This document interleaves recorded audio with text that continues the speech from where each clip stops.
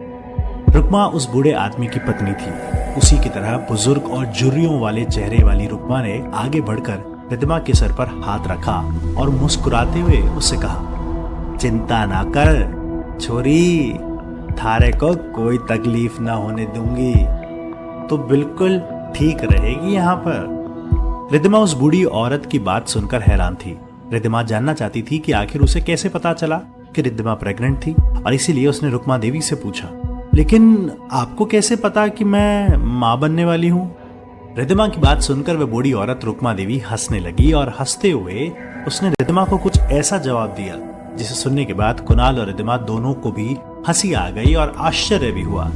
अरे छोरी, तुम्हारी उम्र ना दिखाई दे रही थारे को? इतनी बूढ़ी हो गई हूँ, शकल देखकर पहचान जाऊं कोई औरत पेट से है या ना है।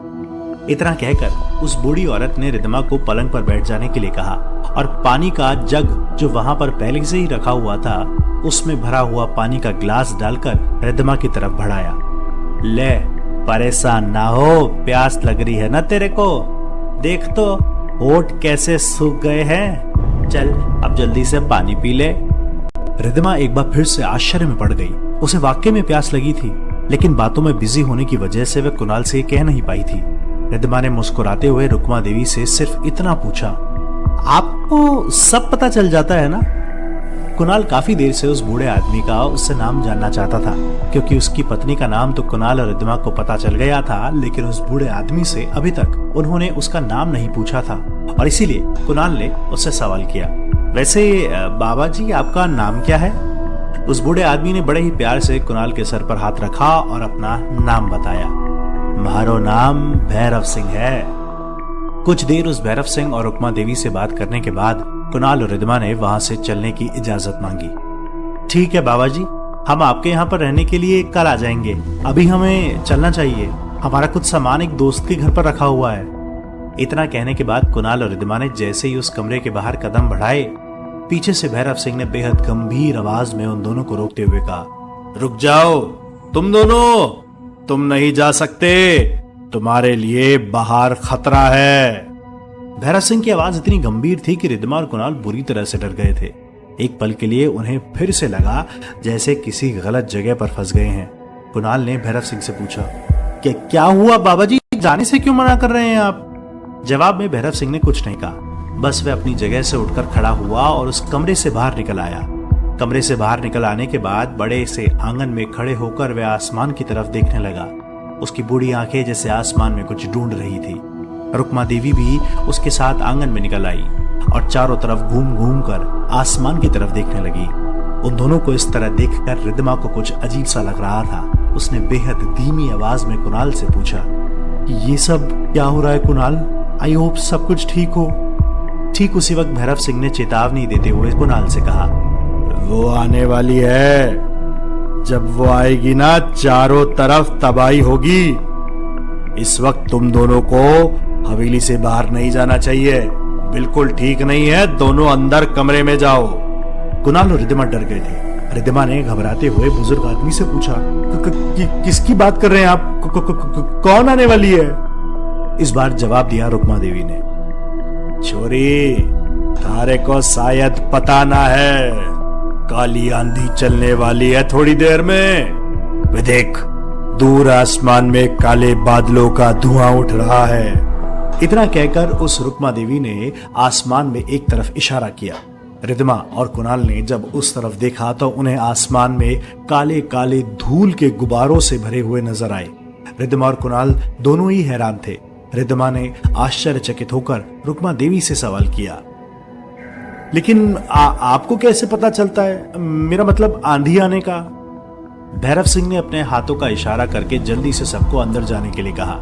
अंदर जाते जाते भैरव सिंह लगातार बस यही कहे जा रहे थे, आज की रात किसी को बाहर नहीं निकलना है, आज की रात काली आंधी चलेगी और वो फिर आ सकती है, उसका कोई भरोसा नहीं, वह जब भी आती है किसी ना किसी को खा जाती है, निगल लेती है।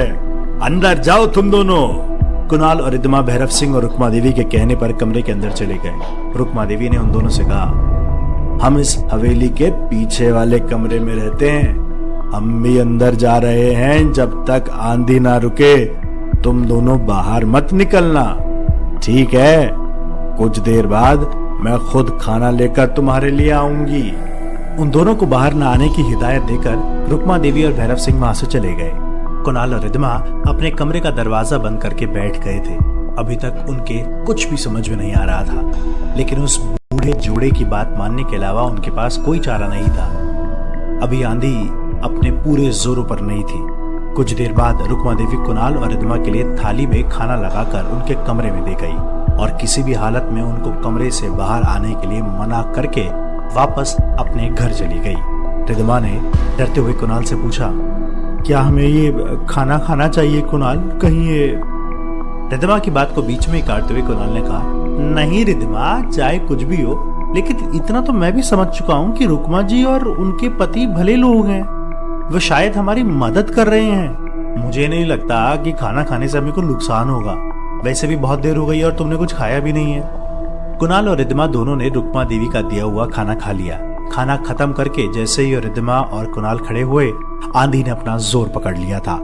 जोर जोर से हवाओं के चलने की आवाज पूरे गांव में सुनाई दे रही थी।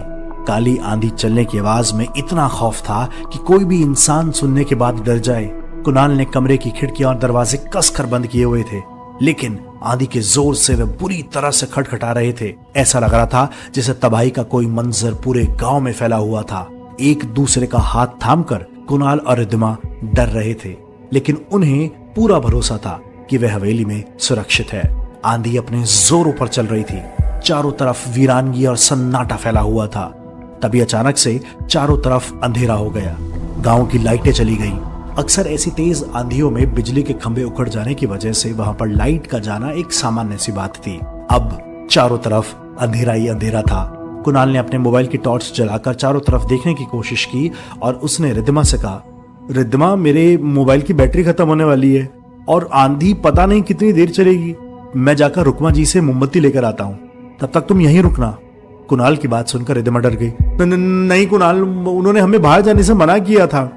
कुणाल ने रिद्धिमा को समझाया, लेकिन उन्होंने हमें हवेली से बाहर जाने के लिए मना किया था। मैं हवेली से बाहर नहीं जा रहा हूँ, बस पीछे वाले कमरे तक जा रहा हूँ। रिद्धिमा ने कुणाल को बार बार रोकने की कोशिश की, लेकिन कुणाल ने उसकी एक बात नहीं सुनी। किसी तरह समझाकर रिद्धिमा को वह वहीं पर छोड़कर कुणाल रुक्मा देवी के पास रोशनी का कोई उपाय करने के लिए चला गया। कुणाल को गए हुए अभी 1 मिनट भी नहीं बीता था।